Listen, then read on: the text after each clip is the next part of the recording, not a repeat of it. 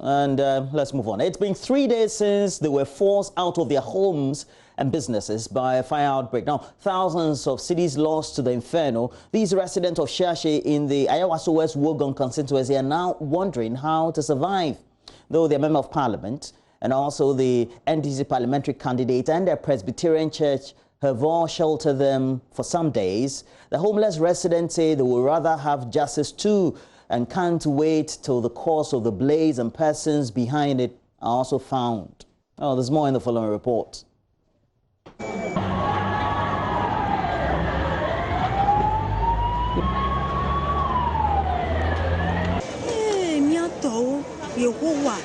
Hundreds of makeshift structures were up in flames in the part of Shiashie known as Kiosk Estates. Residents were confused by the sudden disaster.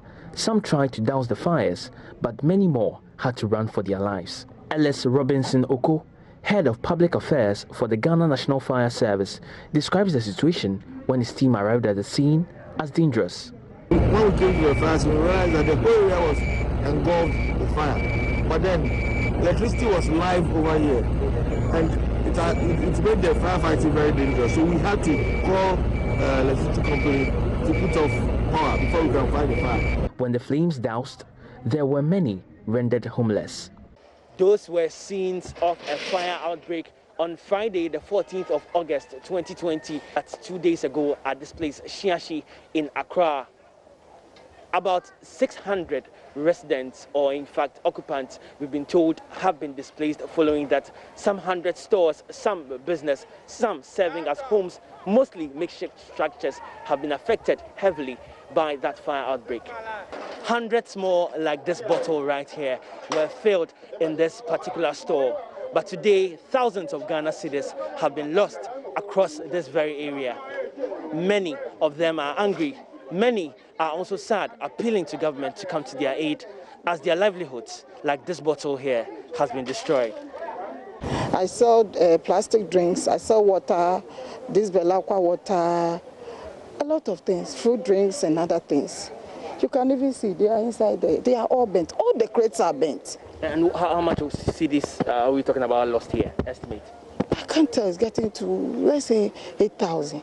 Me pa my dear, akota machine for crash adakam ahye ye in fact no kwere nyame yenim sa abesia kai best start say ye Felicia here is a seamstress. She tells me she had just bought a new machine that she was going to work with when that issue happened. Now, me papa say me go just call Stanbic Bank 70 million. And I say anapa no run up me call motorway me ko send ko ma voter me fama kana mo dia brand of voter enti me dia ko tu ho and na me say edu ahoma chen ma sorry ya dia ko shaka ho motorway na ka mo dia ko no ono so aka ho enti me di me ka say me ko fire no TV remote be na me saka e. Famous Gonye is a security officer. He tells me that on that Friday night, as the fire raged, as he tried to salvage as much as he could, in the heat, he took something and he spread out to save his life and others. It was only till later that he realized that this particular thing he had taken was nothing other than the TV remote. Several of them had taken to the streets when JoyNews arrived here. To them, it was simply to call for swift investigations and correct notions that they had deliberately started the fire. They appealed to the general public for help. We were in need, we were crying. Our children don't have dress to wear. We ourselves don't have dress to wear. We cried the whole day. So if one person can do this, and the person will get away with this, and the person will run away, the government will stand up. Otherwise, we won't give up. They should let the girl come. They should investigate the land. They should investigate the fire. We want the truth to come to pass.